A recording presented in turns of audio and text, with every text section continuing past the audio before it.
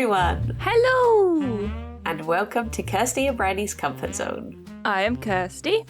And I am Bridie. And I'm a little bit bunged up today, as you can tell. But we are very blessed today to have a very lovely guest joining us. Now, some of you may have heard that we have dived into the world. Do you say dived? Delved? Dived. Dove into the world of food streams recently. So what better guest to have on than the food man himself, Harry Kersh. Thank you very much for joining us. Welcome. Hey, thank you so much for having me. Can't wait to get into dreams, food, everything else that you guys cover on this podcast, which seems to be a lot. It's quite a lot. Pretty much everything, yeah. Yeah, it's just a big mess. But yeah, welcome. It's really lovely to have you on. We're very excited. So, an opening question. How much does food leak into your dreams, would you say? Diving straight into it, okay. So obviously, once you guys told me that I would, once you guys asked me to be on the podcast, I immediately started trying to record my dreams and realized that it's actually not as common as you might think, given how much of my day-to-day food takes up. I think I just dream about random stuff more often than food, but there has been some crossover. Recently, again, like I say, I've been trying to record some stuff. Had a dream about some tacos the other day, which was completely irrelevant to anything I've been working on recently. I think Jake Gyllenhaal was there as well. Some tacos were happening. I have actually been working on a video script about some fish and chips recently, and was then dreaming about battered sausages as well. So it does happen. There you go. Not every day, but it does happen. I've been dreaming a little bit about food lately. What we've been doing with so we recently released yesterday to date the podcast we released a video on somnigastronomy, which is food of dreams, and I don't know if you've ever seen it it kind of went a little bit viral a few years back on Twitter, but the King's Hand, which is an abomination. Basically, it's a cookie containing a Greek salad in the shape of a hand, which has M&Ms for fingernails.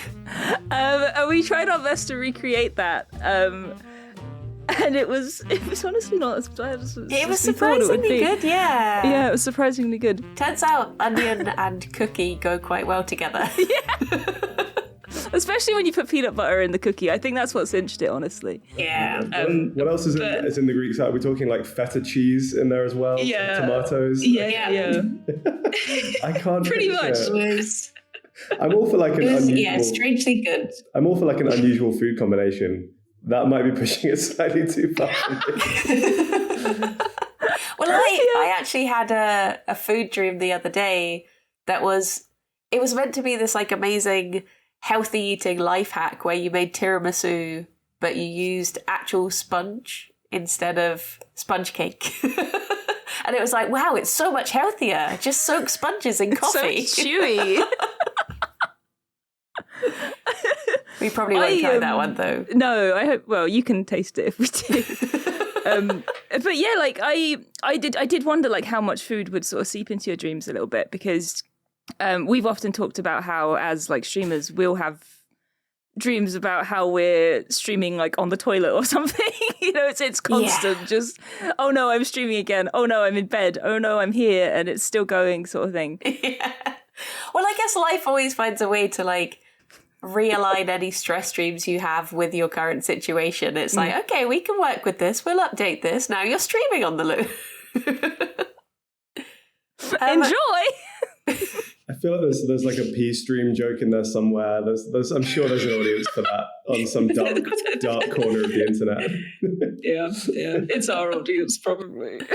Yeah, I mean, to be fair, I did. I won't name them, but I do have a friend who he has a wireless headset, and he used to mid-game run to the toilet, and you would just hear him shout, "Stream on stream!" No! You're you don't have to take us with you. It's okay. It's just emotional support. That's what it is. Yeah. I've got separation anxiety. I can't pee on my own. Oh my gosh. When you dream, Do you find, these are like the stock questions that we ask everyone, do you find that you dream in first person or third person? Ooh, I'd say mostly first person. It feels like it's happening to me rather than sort of like a over the shoulder Red Dead Redemption style, you know. Yeah. You're in the Bryony club then. Yeah, are you more of a third person, Kirsty? Yeah, I'm third person constantly. It's like watching a movie all the time. Just really boring, nonsensical movie. Bryony, do you like the first person dreaming? See, I think I do. It feels more real, I guess, in a way, and I guess that's a good or a bad thing depending what the dream is about. But I've often wondered if I have first person dreams because I have aphantasia, so I can't picture things, but weirdly I'll still have very vivid dreams. So I wonder if I can't actually like picture what it would be like to look at me, but I can picture what it is like to be me because I do it most days, to be honest. I've got a lot of experience. So I do wonder if it's something to do with that. Yeah, I think you're probably right. It depends on what you're dreaming about. Like, because if I have like a really fun dream, like sometimes I can fly in my dreams and that's cool. And I want to be doing that first person. But then if it's a scary dream, being right in the driver's seat, a little bit more unnerving, you know? Yeah. Do you ever have like lucid dreams? Have you ever taken control of your dreams? Sometimes, not like full control, but there will be like bits. I think, again, it's generally more these ones where I'm like flying. So I'm like, oh, cool, I'm in a dream, I want to fly. And then I'll start being able to fly. Although it's always like disappointing. It's never like zipping around like Superman. It feels like I'm just sort of swimming through the air. I always describe it as the Mario 64 triple jump and fly. So like you do a little triple jump. I often do the triple jump if I'm flying in a dream. And then I go to fly and then it's sort of just a horrible slow drift down. And you might be able to catch a little bit of air, but eventually you just come crashing like down. a Toy Story. That's just falling with style. Exactly. Yeah, I think I've only flown properly in a dream once, I think. And I think that was third person, so it wasn't even me, really. Aww. This might be a question that you were about to ask, but do you guys dream in color as well? Because I feel like I've heard some people do not, and that to me is very weird because mine are all colored. Yeah, so I'm not in your head. I always do. But we've talked before about how apparently through the ages, dreams have tended to change with like the media of the time. So back when people used to watch a lot of like black and white TV and films, they would be more likely to dream in black and white because I guess that's how you process storytelling, sort of thing. Yeah. I wonder if the kids these days are probably dreaming in vertical media. Just like some like Family Guy clips playing in the top of my dreams. Yeah. It's got an AI voice over all of them. Oh my god. I do dream in colour. I don't think I've ever had a black and white dream, as far as I am aware. But yeah, oftentimes, I think we've talked about this before as well. A lot of mine are like video game based. Like it's just, there's always elements, I think, like the Mario triple jump. Yeah. But yeah. So with things affecting dreams, obviously the famous one is like eat cheese before bed and you'll have nightmares. Have you ever found any of the food that you've eaten has affected your sleep or your dreams or given you like especially vivid dreams? Yeah, I was trying to remember, and I think it has happened a few times. It depends on the food you're eating, can have a different effect. I don't think I've ever had cheese nightmares. I don't think that's ever happened to me. I don't know how common that actually is. But I feel like there's a couple of examples. I think if I've eaten a lot of spicy food, I tend to vividly dream a lot more. Yeah. I'm not really sure why. It must be something to do with like your brain feels very stimulated. There's a lot going on. So yeah, spicy food will do it to me. I had like a really spicy meal at a speedboat bar in London recently, which is a cool little Thai restaurant. But the food there is like super spicy, very tasty, but just very spicy. And then I think that night I was like, wee, like having some wild things.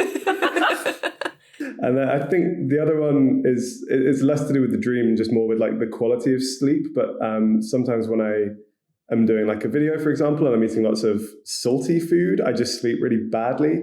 And obviously, I think when that's happening and when you're not getting that consistent sleep, the number of dreams you have and the sort of duration of the dreams is a lot worse. So I feel like I get like, I don't know if you guys have ever experienced this, but I get like a hangover sometimes just from food, like not having any booze. But if I have like a Domino's or like a Chinese takeaway, sometimes the amount of salt in that you kind of wake up and your mouth is so dry. Domino's regret is so real. Yeah. I guess it's just like when you're just so dehydrated, especially like a lot of food. I get that with there's a place in Bristol that we go to quite a bit called Ooey, and I'll always just be so. It's because they have like Marmite fries, and I guess that's just salty things on top of salty things. And I'll always just be like, oh, I feel like a bit of a drink, and then I'd down a pint of water and be like, I really needed that. Ooey's worth it though, it's so good. Yeah. Marmite fries sounds incredible, by the way. Are you guys both Marmite lovers? I enjoy Marmite, definitely. They're not my go-to fries at Ooey though. They do a lot of loaded fries, not oded. And like the Marmite fries are like the basic ones, I feel. And then you just get crazier and crazier as you go down If you're ever in Bristol, you have to go to Ooey. It's so good. How crazy are we talking? What kind of, is it like actual sponge on fries or? Oh God, I don't know if they go that far. Greek salad cookie fries? What's going on? We're going to pitch it to them. We'll see what they say. It's just like lots of different flavors, really. Like around Christmas, they do like the poutine ones, don't they? The Ooey in the centre of Bristol is entirely vegan. But honestly, like you wouldn't know it. It's just so good. But they do burgers and stuff too. We're just talking about food now.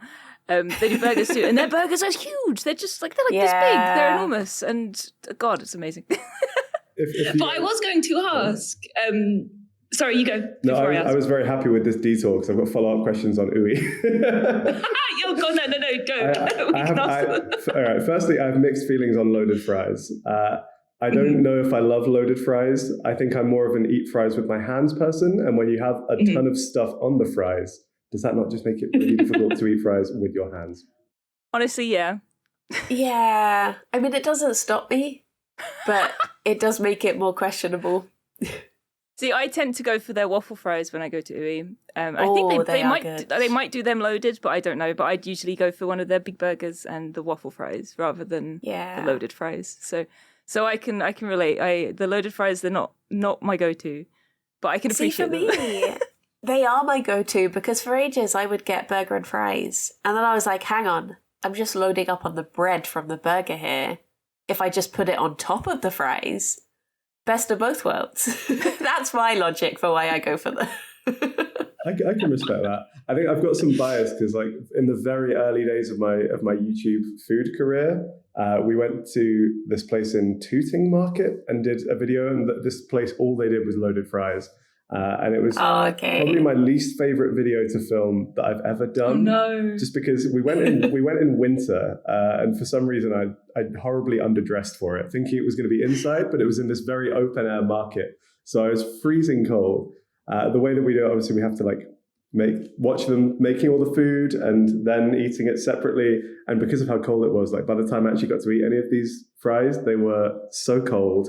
They were so soggy because of all the like toppings on them. They just lost any semblance of crisp. It was just an unpleasant experience all in all. I don't even think the video did very well. So it's just like, why are we here?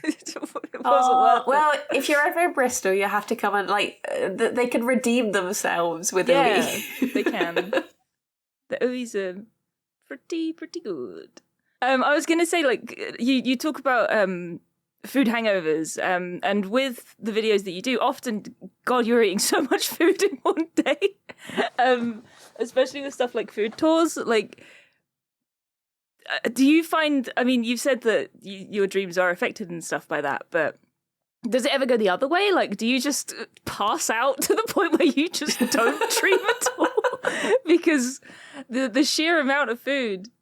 Yeah, definitely. I'm trying to think of specific examples. We did like a barbecue video in LA, And that was, again, like, a question that we often get is like, do you actually shoot these all in one day? And like we do. So we hit like 4, sometimes 5 spots in the same day, start at like 8 in the morning, finish at like 7 p.m. It's a lot of food. I've gotten a lot better at restraining myself as I go through. I used to just like eat everything at every spot. Yeah, and then by the time I feel like at the start of the more recent ones, you are constantly like, I'm going to pace myself this time.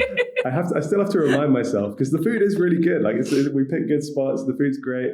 And earlier in the day, I am hungry, so I want to eat more. But I'm like, no, okay, I need to remind myself that I will not be feeling this way in 5 hours' time, so I can pace myself.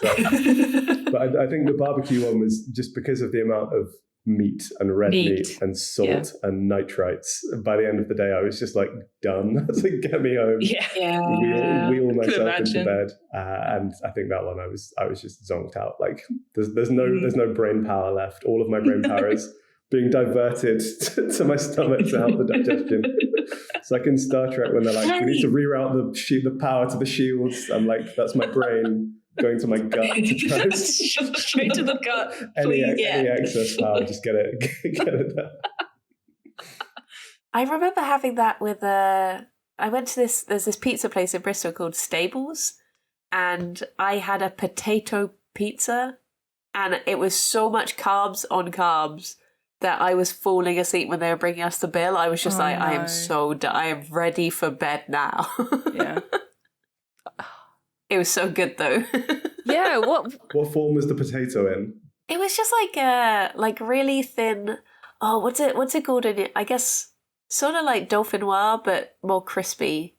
But just on top of the pizza, and it was so good, but it was a lot to digest. Just all carbs. When you first said that, my brain went to like, instead of a red sauce, they could just got like mashed potato spread across the pizza. I don't know why that's where my brain went, but now I'm like, would that work? It would just be a block.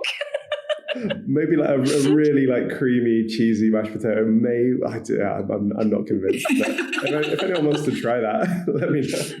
I would try it. See, one of the recipes on the Somni Gastronomy Reddit that we were going to try is it's called the potato burger, and it's a potato bread bun with mashed potato as the spread, and then 3 different types of potato inside. And I was like, I'd have that. That's a good dream. Can you have too much of a good thing?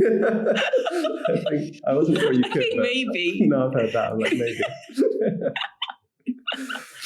Is there anything that's not a potato in the potato burger? It said you could mix in gravy if you wanted to mix things up. Okay. Make it a bit if you want to spicy. spice it up a bit, yeah. You can like freshen it up with some gravy. Potato burger. We'll have to make that a bit one. too heavy for me. I think I have to put some gravy on it. It kind of sounds good. It's the very British version of spicing things up. Put gravy on it. Oh my goodness. How out of interest, how high would you say your spice tolerance is? Because mine is nothing. Kirsty's is crazy. Where would you rate yourself on that? It's gotten better. Like, I do think it's one of those things you can kind of train yourself for. I don't know if the training is just like your taste buds being burned away, or if your body There's nothing left dealing with it. It used to not be very good. I was a really picky eater when I was a little kid. Actually, I only really came around on like a lot of foods kind of into my teens, so I wasn't exposing myself to much spice.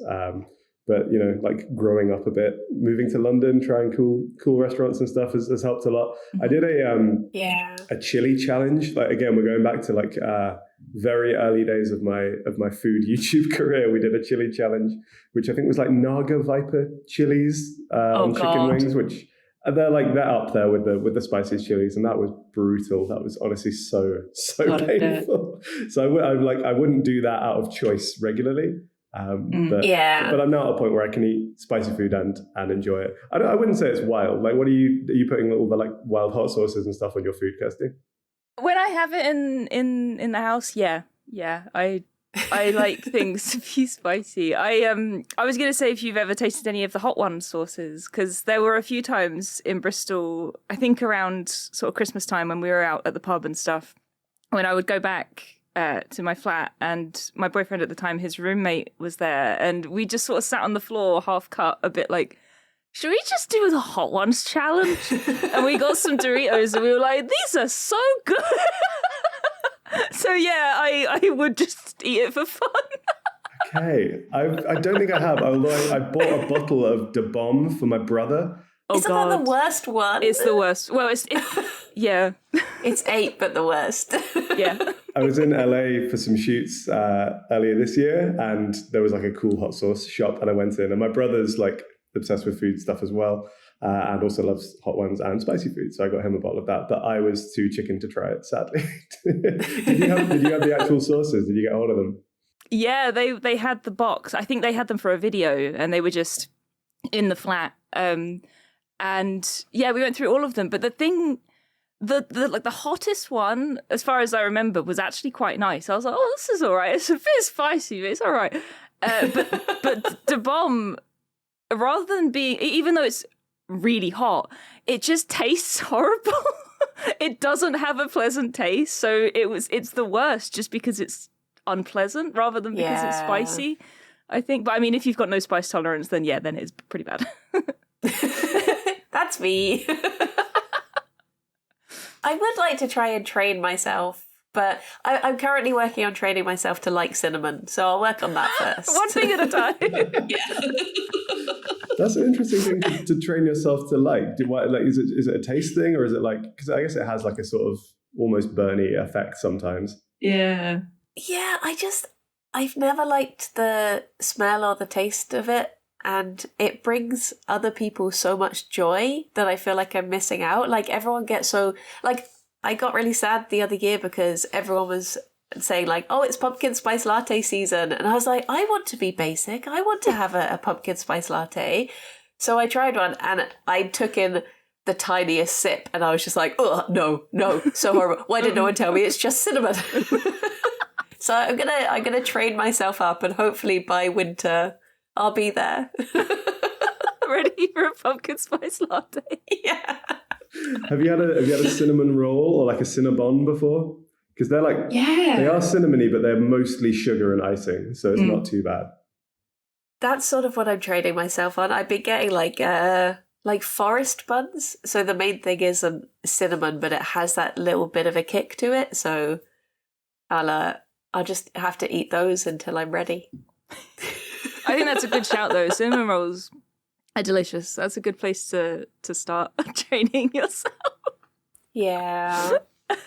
I'm trying to think if there are any foods I actively had to like train myself to like. I'm not sure. Like, I think I was fussy as a kid, but it was more just me being like stubborn and refusing to try things rather than not liking the taste of it. Maybe I think there's a lot of the time also it's like how things are prepared. So like I used to hate mushrooms and now I love mushrooms because I realized they don't all have to be like slimy and wet and horrible. Yeah. You can fry them for a bit longer and season them and they're delicious and nutty. Yeah, I was like that with a lot of veg. I think my mum, like a lot of mums, would just boil the veg until it was mush for our roast dinners. Yeah. So we'd get like a pile of horrible cabbage and just be like, ooh. I get that, like, if anyone ever says they don't like cauliflower, I'm just like, no, you've just not had proper You've cauliflower. not had Let me cook cauliflower for you. It's amazing. You'll love it. Oh, dear. Well, should we delve into some of your dreams? Because I know you have some prepared. Oh, yeah. We've gone on such a big tangent. We should probably have a listen. Give the people what they want. Yes. So like I say, I didn't like record any dreams. I've just kind of got like snippets of dreams that I remember. If you guys want to help me like analyze any of these, that would be great. We'll do our best. A couple of them are recurring dreams. Do you guys have recurring dreams very often? Yes. Because this is like it's a real thing for me. I feel like weirdly there are a few that I used to have when I was quite little and then didn't have for years, and then in the last couple of years they've like resurfaced and I don't know why. Oh really? Yeah, it's kind of interesting. Yeah. Oh. We always talk about our recurring dreams because obviously they're recurring, they happen all the time. But Bryony often dreams about animals. Actually, we both do. We both dream about animals. Bryony about bunnies generally, and I often about rats because I used to keep rats. And it's often like they're sad, I forgot to feed them, they've escaped, that kind of thing. You've just reminded me that I actually had a bunny dream last night that I'd completely forgotten about. I worked on the London Underground and we had a luggage carousel that would take, like, people wouldn't take their luggage on the tube, it would just take it with them. And someone had left their bunnies on there. And I was just desperately like running down this carousel trying to pick up these. It was like a litter of like 8 baby bunnies. And I was just there trying to scoop them all up, just like... Sorry. I'd completely forgot about that when I woke up. It just came back to me. Yeah. Oh my gosh. But yeah, I often dream about like trinkets and stuff. Like I'll have like a bag and I've got lots of stuff I need to pick up and put in it before I leave somewhere or stuff like that. Or I've lost my whatever and I need to find it and I can't because I'm rooting through my bags and there's too much junk in there, sort of thing. But yeah, what recurring dreams do you have? There's a couple of bits. If you can help me analyze these, great, because they keep happening. Like tidal waves are a big theme. Oh. So I'll be near water, usually like on the coast rather than like on the water. Whether I'm probably like inside for some of them. And basically, yeah, there'll just be like a lot of water nearby, and tidal waves of increasing size will be like heading towards me. Oh, I usually wake up before they hit, but it's not like I wouldn't say it's a full on nightmare because I don't wake up screaming, but it's very like it's unnerving and a bit stressful. Yeah. Rather that makes sense. So we have a lot of experience with knowing that bodies of water is often anxiety. Mm-hmm. So tidal waves, I would guess, would be like something that's bothering you that you're trying to shut out, that's getting more and more urgent, just like knocking on the door and being like, pay attention to me. Okay, so I should if I have a tidal wave dream, I should evaluate what's going on in my life. You might be worrying about something. I'm often worried about things. Relatable. I was trying to find I've got my dream tarot cards, and there's a disaster one. We've I was not trying to find because it literally has a picture of a tidal wave on it. So I was like, what does it say about them? While you look for it, do you have any sort of fear of water or anything in waking life? There's a bit of a fear of like deep ocean, the like open ocean. Yeah, I feel that. I can swim. I'm like a perfectly fine swimmer. I like swim in the pool and that's fine. I like going to the beach and like paddling in the shallow bits and maybe going a little bit further than that. But like if I was like on a boat in the middle of the ocean and someone said jump in, I'd be like, not sure about that. Yeah, the way I describe it is if somebody took me out in a boat into the middle of the ocean and threw me in, I think I would just die. Before you on the spot. Before you even drown. Yeah, before I hit the water, expire. I'm like, no, I'm out. I'm done. There's just something really creepy about the sea. We just haven't explored enough of it. We don't know what's down there. Yeah. The big thing for me, because I think I do have like mild thalassophobia, is seeing the endless blue beneath you. Like if you were to look under like the surface and just see nothing but blue, that's awful. I streamed Subnautica a few years back and I went over, I don't know if you've ever played it, but essentially the game map is a big circle, and if you go beyond the circle, you're in like the depths and it's the dead zone.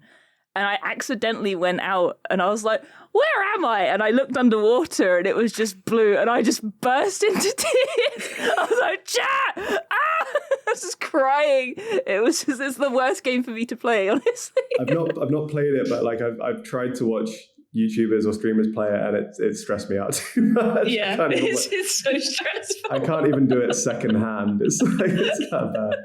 I played Dredge recently, the really, really cool game. And that was enough for me. And that wasn't even like underwater, but just being out at sea with on a boat, horrible creatures trying to get you. Yeah, I've heard some really good things about Dredge. I've not played it yet, but a friend of mine kept recommending it to me. It's really cool. Really Can recommend. It's like a little short, fun indie. But any tarot readings from the? Have you found something? Well, We have this book that is notorious for being a Freudian book. So I thought, out of interest, I would look very up waves in professional. there. And it does say the waves in the sea represent emotion and lust. Oh. So there's that. But also in the disasters one, which I found, you can see the tidal wave there. It does say they are more likely to suggest fears or anxieties or something that you feel is out of your control. Perhaps you're anxious about your future or your peace of mind. So there you go. Anxiety. Yay! Yeah, like annoyingly, that all kind of checks out. Oh no. You're welcome, but also sorry.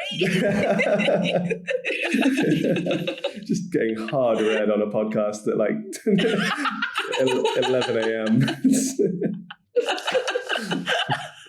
Not exactly how I planned my Thursday going, but that's, we move. Oh my gosh. But yeah, bodies of water come up so often. Like we've had a lot of guests come in and say that they've dreamt about the ocean or lakes and stuff, and we do all the time. Yeah, like the section for water in the book is like over a page long. It's a big one. It's a big one. I think it's a really common one amongst people. Like it must be just one of those, like, I don't know, primal things where it's like water scary, water mysterious. Yeah. Water is anxiety. Respect the ocean. We're just all a bit anxious and horny, apparently. Yeah, exactly. just the human condition. Yeah, pretty much. Okay, good to know. I'm trying to think of my other like recurring dream type things. I had like this weird when I was little. I used to have it quite a lot, and it's another like slightly stressful one. I will emphasize I'm not just purely having like stress dreams. I do have nice ones as well. I guess the stressful That's just ones. us every week. Yeah. Guys, we promise we're okay. I'm fine. I guess the stressful ones are a bit more memorable, and also annoyingly seem to be the ones that recur for me at least. Which, but it was, so when I was like growing up in our village, there was an old toy shop, which was in this kind of like Tudor building. It was a nice like old building, but like very like low ceilings, a lot of exposed wooden beams. You probably know the sort. But it was a toy shop, and it was great. I used to love going in there because I would buy action figures and toys and stuff. But I kept having dreams about. So basically, I would be in there on my own. It was dark outside, and I basically like the toys were alive. And kind of like, but not really in like a fun Toy Story way, in more of like a slightly ominous, threatening way. The toys would often be singing.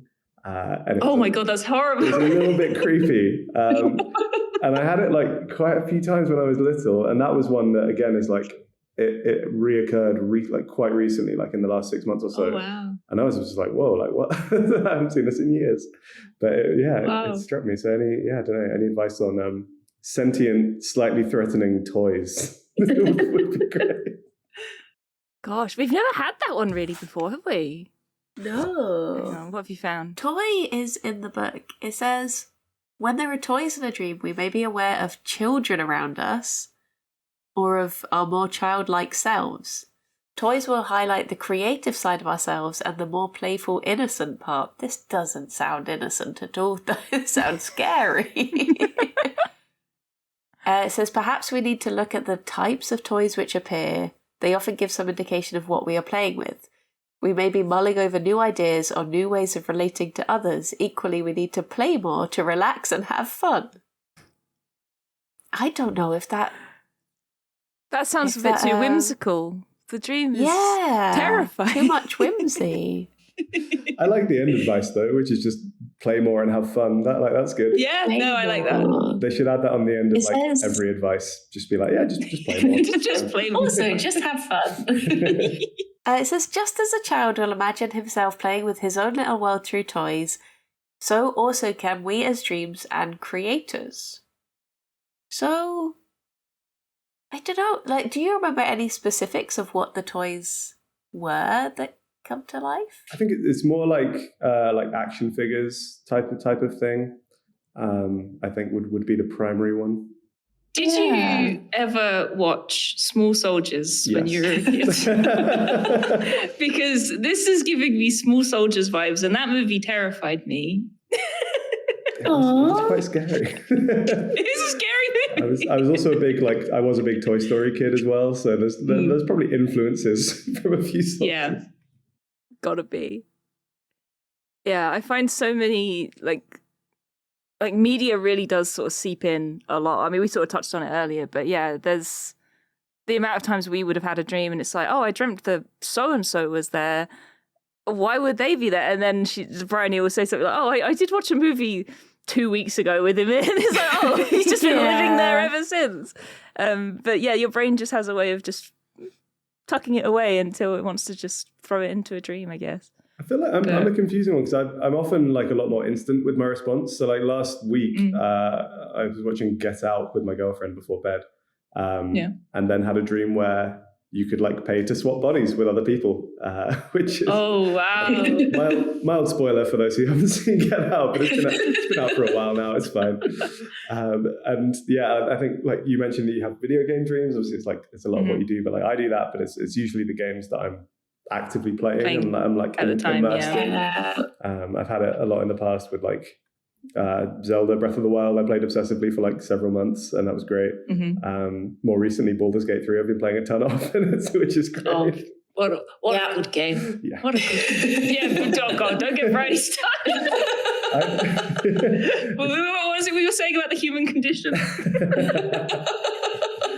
It's tangent time. Branny, what's your latest tab? Oh dear. Who are you romancing? I've varied it a little bit. My last one was Lae'zel. Currently, I'm doing a Dark Urge playthrough, and I'm trying to get with Minthara. Okay. Yeah. Both of those are wrong, but okay. I have a lot of respect for Lae'zel. She hated my guts for the longest time until I got to the Underdark. I killed 2 Minotaurs in front of her, and she just turned around to me and was like, I want you to ride me, silly, and I want to fucking destroy you. And I was just like... She knows what she wants. Yeah, I was like, okay, clearly you enjoyed the murdering of the Minotaurs. Like, I see where you're coming from.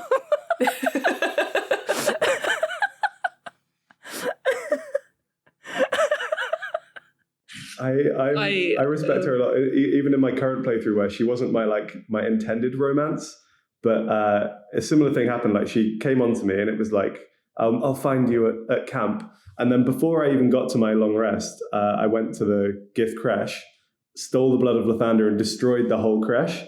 And she still slept with me that night. I've just blown up. Who said she knows what she wants? I just blew up like all of your mates. And you're like, yes. Yeah.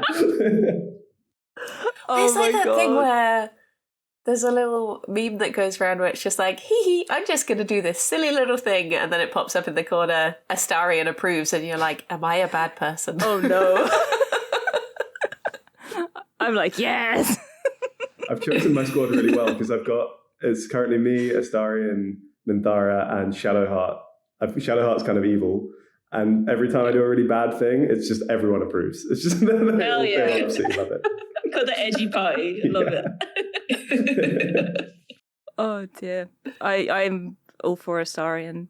I genuinely don't think I actually romanced anyone on my main playthrough. I was just like, you're all my friends. And I never got anywhere with anyone. But the one that I streamed briefly, we all voted to go and romance Karlach. And Karlach is so wholesome and lovely.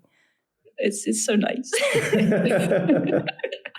But yeah, I love Astarion. He's just the best. He's great. He is very I'm funny. a basic Astarion bitch. Yeah. I was showing Kirsty those t-shirts recently where it's Astarion and it says, I can fix him, and then it's Shadowheart and it says, she can fix me.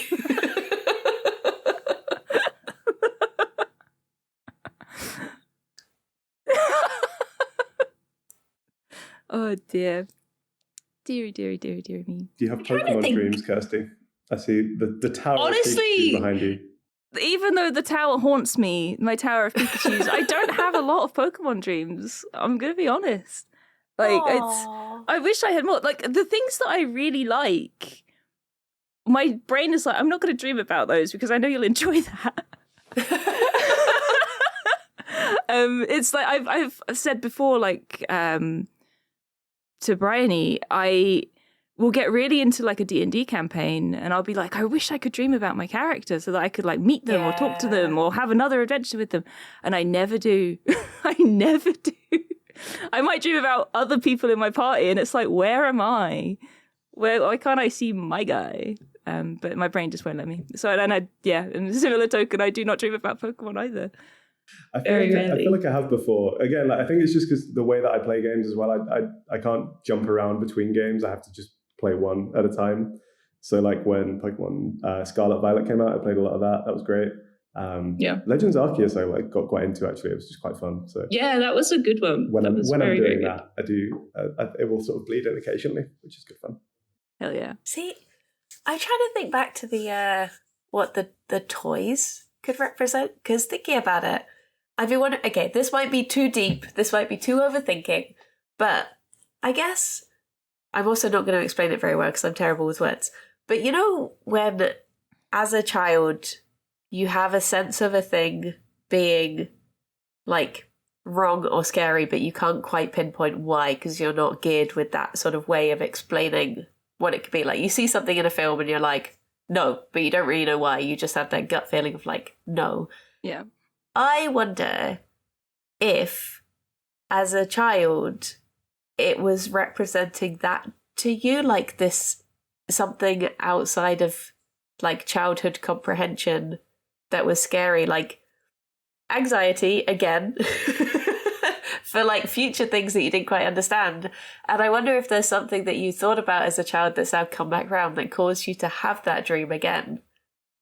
But I don't know what it could be.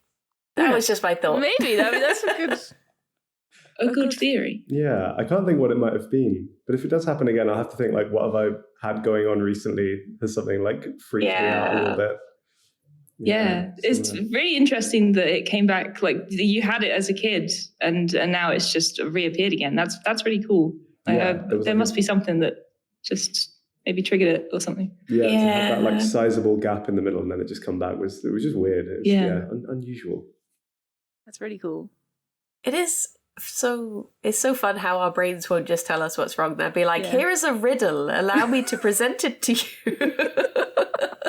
You're just like, why don't you just tell me? Answer my riddles 3 to find out why you have anxiety. Tell only lies.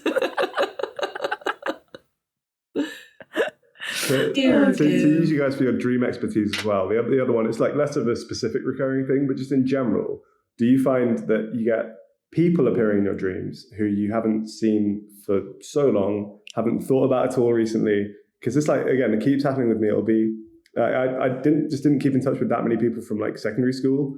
But I will dream about people from secondary school who, like I say, haven't seen in like 15 years or something at this point. Don't think about, have no reason to think about, don't even have like strong feelings towards. It's just like a guy in my science class. And will pop up in my dream. And like, I imagine this is something that's come up before. I don't know why it happens. If you have any expertise, and I'd love to. Yeah, I have that all the time. I'm constantly dreaming about people that I went to school with. I think it has a lot to do with just, I think so much of what we dream about is based on like formative years. I think like so much is, I experienced this as a child. Like I have school dreams all the time. I'm constantly worried about not having done my homework and stuff like that. Like all the time. And I think it's just because maybe I was just scarred for life when I was in school and I forgot my homework one time. So yeah, I think it's just because those people were there, like I guess when your brain was maturing and they were there every day, you saw them all the time. And I feel like I personally, I would probably be able to name more people that I went to junior school with than who I worked with 3 years ago. Like in my old job. Just, I don't know what it is. It's just, I find that because those memories are sort of a base layer in my brain, they're just a lot easier to recall. And I guess in dreams, the same thing happens.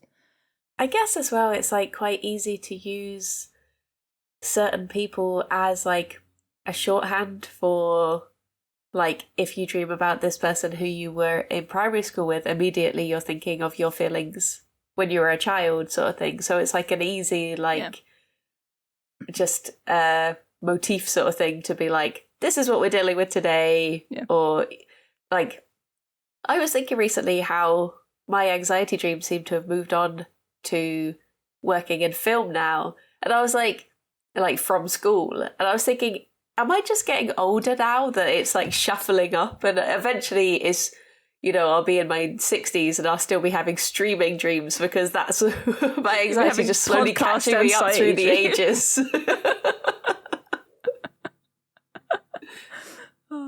Honestly, yeah, that kind of makes sense. Like I've had a few about like when I worked in animal rescue. Like often they will be, I turn up, but turns out I quit last week, but I'm back. And I keep reapplying and I quit when I'm done. Like I'm there for 2 weeks and I'm like, I don't want to be here anymore. I quit.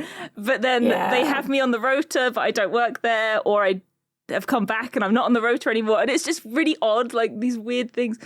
But the school dreams are still like way up there. Like they're so much more constant. Like all the time. I actually dreamt about my year 3 teacher 2 days ago. Aww. Yeah, she was like, yeah, I remember you. Like, and she had a word with my old art teacher from secondary school. Like, they wouldn't have known each other, and they were just talking about me. And she's like, yeah, I remember you. And then we went and we found some dinosaurs that were made of salad, and we harvested their salad. That's a good turn. It was the whole dream was a quest to get salad for a barbecue. from dinosaurs. It's like an elaborate bug snacks spin-off. Yeah, pretty much. Yeah. Oh my gosh. Damn. That was kind of all the like dream stuff I had prepared. So if you have any other general questions about my dreams, let me know. Yeah, absolutely. Or if you just want to chat about food for a bit, because I like both of those things. Yeah, we will. Never say no to talking about food. See, I'm living vicariously at the moment because I've lost all my taste of my sense of taste and smell. So I'm just eating food for texture right now. Oh, just like, oh, what do I fancy for dinner? Oh, mushy with a bit of crispy. Great texture, by the way. That's one of the best textures. Yeah, I was gonna say I find I eat for texture like a lot of the time anyway. I like texture for me is almost as important, if not equally as important as taste is. Just love like absolutely. Really rogue textures. I really like one of my like guilty pleasure foods. It's like a cold Ginster's steak slice. I don't know why. All right. It hits that sweet spot of like just mush, basically. mush with chewy bits. It's like, yeah, that's one of mine. I agree with crispy and mushy though. That is a good texture. Like I'm thinking about it, and it's like you get ice cream and you put some like sprinkles on top. It's that sort of thing. Yeah, it's good stuff. But I was gonna say, if you're ever in Bristol, like we can give you the food tour, or especially Bryony, because I don't live there, but I love the food there. But yeah, there's so many really good places to eat, and it's so good. I'd love to. Yeah. A good friend of mine is moving to Bristol soon, actually. I've got a couple of friends who already live there, so I will hopefully be in the neighbourhood at some point soon, and we'll take you up on all of this advice. That'd be great. Hell yeah. One thing that we really haven't been able to do on food tours so far is like go to sort of more regional destinations in the UK. It's just been kind of London so far when we've been in the UK. But we are looking at, like covering more ground, getting out there, tasting some regional culinary delights. Yeah, that would be awesome. I basically just want to see Joe, my co-host, eating a pizza crunch in Scotland. Yes. and his brain just exploding. So good. I think I saw, it was either the cast of Baldur's Gate 3 or it was the cast of Crit Role. And I can't remember who it was, but they went to a chip shop in Scotland or very far up north, and they were trying all of that. I think it was the cast of Crit Role, maybe. But yeah, they were trying like pizza crunch and deep fried Mars bars and stuff. And they were having a great time. It's really good. It's just great. I grew up in Kent, and I feel like we don't have that many regional delicacies from Kent. Really, it's not the richest food heritage. Whereas, there's so much to explore. Oh, I've just remembered. It's neither of them. It was the cast of Dimension 20 by Dropout. That was who it was. So, in case anybody in the comments wants to correct me. So you're from Kent. I grew up in Tilbury, across the Thames, and we fight with Kent. we don't like them over there. I was not aware that there was beef. That's part of the it might just be on our side of the river. We're over there in Lakeside, like, Kent, God. Screaming into the void. We don't have any delicacies either. I mean, like in Essex, you're close to East London. I guess like you can kind of claim pie and mash at that point, maybe pie and mash, and jelly deals. What about you, Brownie? We don't want those. not the great thing to claim. Brownie, do you have any hometown delights? I mean, I guess because like we both grew up in Hertfordshire, and we have our own brand of bakeries there called Simmons that you only get in Hertfordshire. Yeah. Funnily enough, I went to uni in Kent, and when I asked if they had Simmons there, because I didn't realise it was Herts only, that was like my first experience out of my tiny town, and all the people from Kent turned to each other and they were just like, that must be a northern thing. I was like, northern? It's Hertfordshire. But I think anything north of London is seen as north. Yeah, the north. Yeah, you have to remember that Kentish people are as southeast as it gets. So anything north of like Watford, it's like, what are you like? What even is that? My girlfriend's from Hull, and like, it's been eye opening in terms of the culture.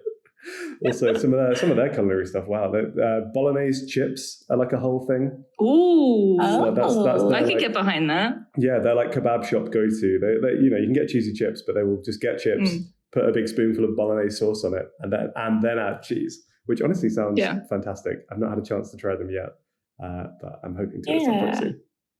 Yeah, like speaking about like pizza crunch and stuff like that, I feel like Scotland has some really good like traditions, because we've got a few Scottish guys in the network, and they're always like, Nilesy, bless him, like he's always talking about stuff that he gets from the chippy and that, and I'm just like, God, why don't we have that here? Like stuff like there's like the touristy stuff, like the Mars bars and stuff, but then there's pizza crunch, and then from like their Chinese and maybe their Indian takeaways, they can get, I can't remember what they call them, but they get like the big box of just everything, right? The munchie box. Yeah. Munchie yes, box? munchie box. Yeah, we just don't have munchie boxes here. We're just boring. It was just like, why? That would be great. Those do look incredible. It's a heart attack in a box, but like if there's a way to go, then that's got to be it. Surely. Exactly.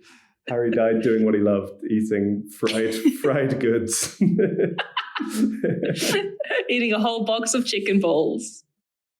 I'm trying to think if there's anything like Bristol based that's only, I mean, I guess like having mayo on your chips is a bit more, or having like chips with curry is a bit of a Bristolian thing, apparently. I guess if you go a bit further south, there's the argument about like, do you put your cream or your jam on first on scones? Yeah. Although, someone I was sat with the other day, she was like, it doesn't make a difference because you put them both together to eat them anyway. I was like, no.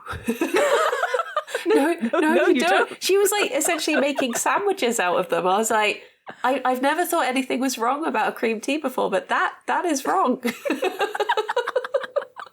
Also, I disagree as well, because I feel like the order in which it hits your mouth, like the top and the bottom of your mouth, can also change stuff. Like I only realized recently, supposedly when you eat a chocolate digestive, you're supposed to bite into it upside down. You're supposed to bite into it chocolate side down, so that your tongue gets the chocolate, which does sort of make sense. Yeah. I used to have a friend at school who would eat his toast upside down. well, he's just weird. Yeah, he was just weird. Well, that's just insane. It's just unhinged. I'm drawing the line, drawing a hard line on the toast.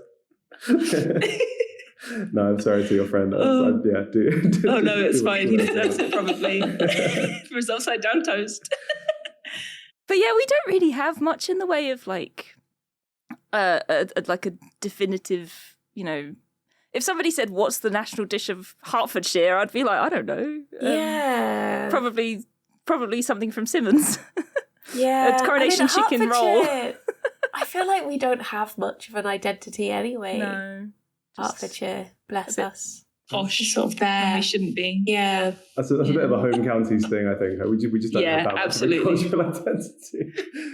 We don't have an identity at all. Kent's good for beer. Kent is good for, it's not a food, but in the ballpark, a lot of beer brewing used to go down there. Still does to some extent. Well, you're meant to be like the Garden of England as well. You've got that going for you. True. I've heard that. Whereas a lot. we've got... It's full of salad dinosaurs, I heard. Yeah. Almost driven to extinction, but still a few. Oh no. So those bloody vegans. Chase them down. Marauding vegans hunting with their spears. Giant forks. Salad tongs. See, I guess that would be the problem if you were to... The only suggestions I can make in Bristol are all the vegan stuff. I would do a banging vegan food tour, though. If ever you want us to do a special episode. Yeah, Brandon is... I can suggest a lot of places. I've done my research there. I've had some very good vegan food in London, actually. It's like I'm glad it's becoming more of a thing, and it's not just like we have vegan food, but it's like a whole mushroom in a burger.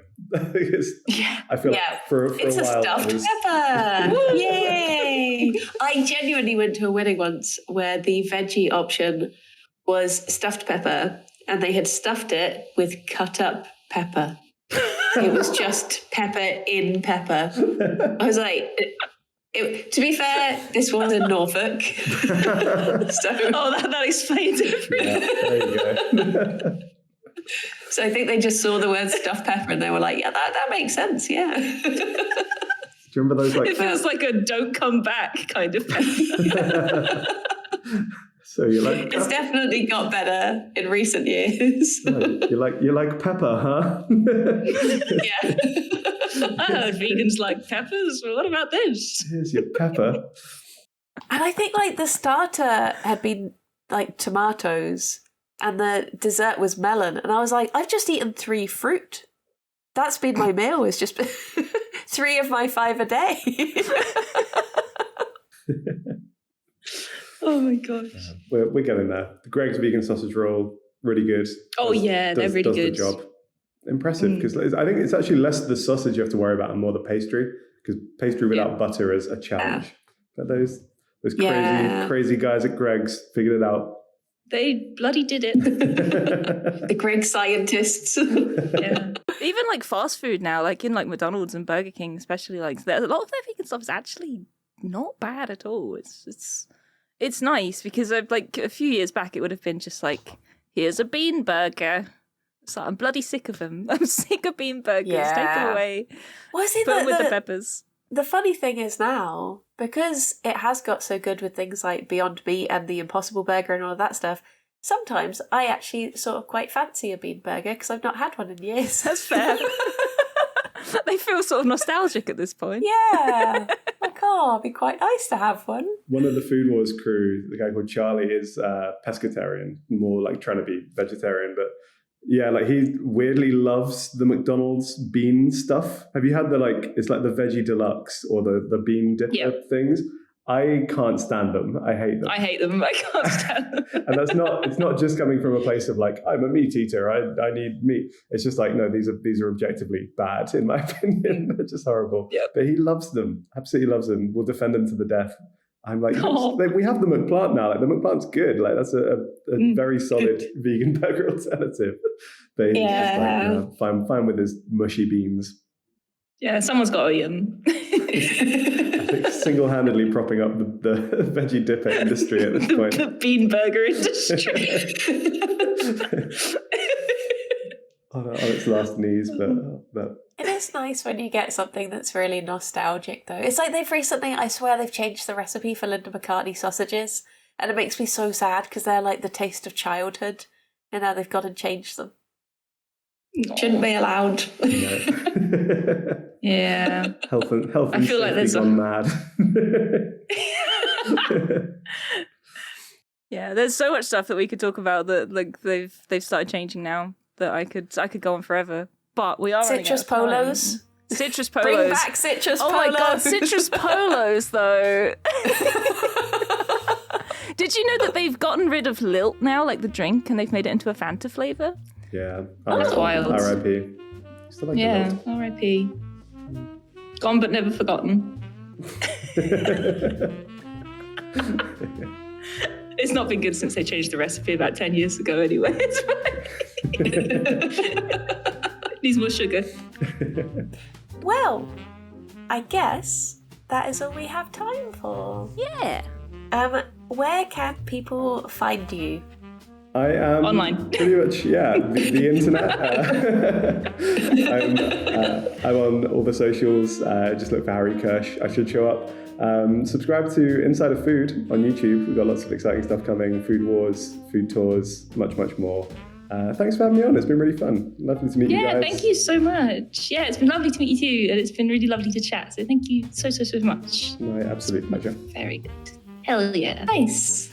And if ever you have another dream and you want to bring it back to us, you are welcome back anytime. Yes, more than welcome. And if you're ever in Bristol, we can give you a good old food tour.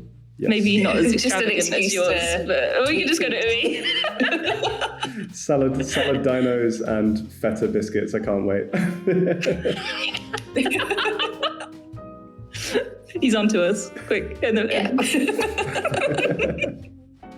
Well, thank you so much for talking to us. And until next time, bye-bye for now, everyone. Yes. Bye-bye. Bye-bye for now. Bye-bye.